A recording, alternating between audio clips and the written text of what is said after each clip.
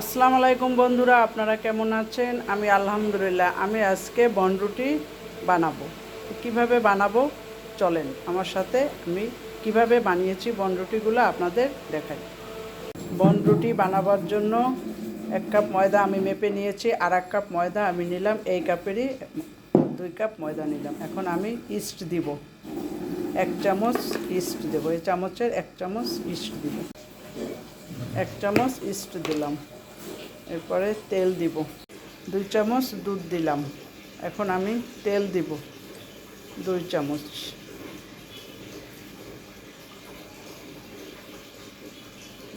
তেল দিলাম। এখন আমি হাত দিয়ে এগুলো সুন্দর করে মাখাবো। আমি উপকরণগুলো এখন সুন্দর করে হাত দিয়ে মিলাবো।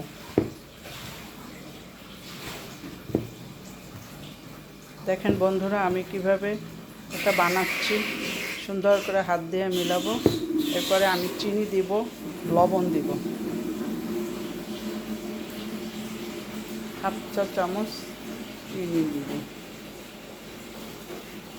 3 টেবিল চামচ চিনি। এখানে লবণ চিনিটা ভালো করে মিলিয়ে নিলাম। ইস্ট, ফুল ক্রিম দুধ, সব উপকরণগুলো বন্ধুরা আমি মিলিয়ে, সমস্ত উপকরণ আমি এখানে দিয়ে দিলাম। এখন আমি সুন্দর করে হাত দিয়ে এগুলো মিলিয়ে নিচ্ছি। এবার গরম পানি দিয়ে, কুসুম গরম পানি দিয়ে আমি এটাকে মাখবো। অল্প অল্প করে পানি দিব, আর আমি এটাকে মাখতে থাকবো।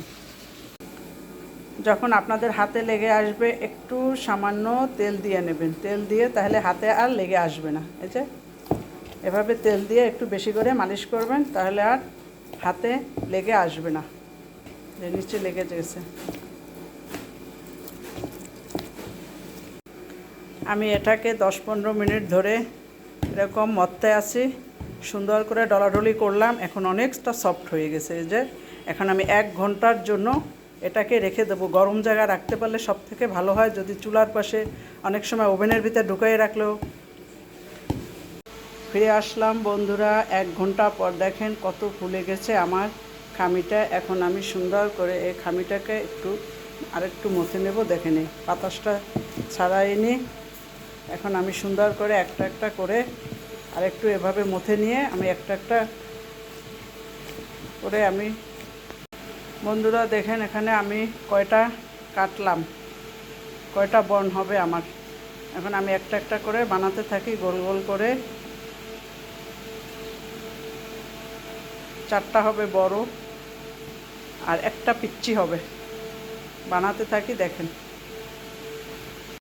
বন্ধুরা, আমার 5টা বল হয়েছে। এখন আমি এগুলো আধা ঘন্টার জন্য আবার রেস্টে রাখবো ওভেনের ভিতরে। তারপর আবার ওভেনে দিব, উপরে ডিম আর তিল দিয়ে দেব।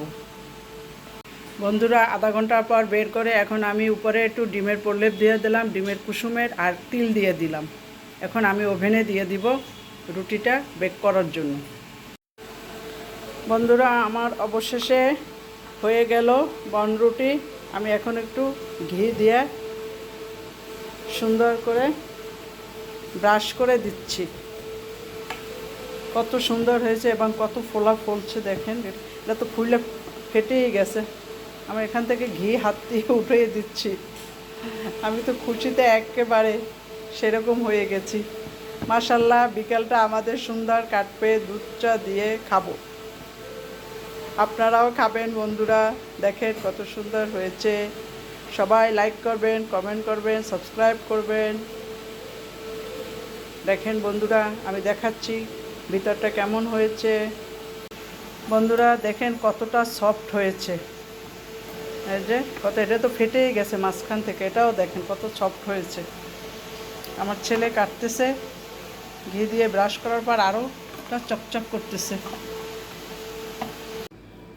বন্ধুরা দেখেন কত সুন্দর হয়েছে, একদম নরম তুলতুলে। বিকালটা আজকে ভালো যাবে।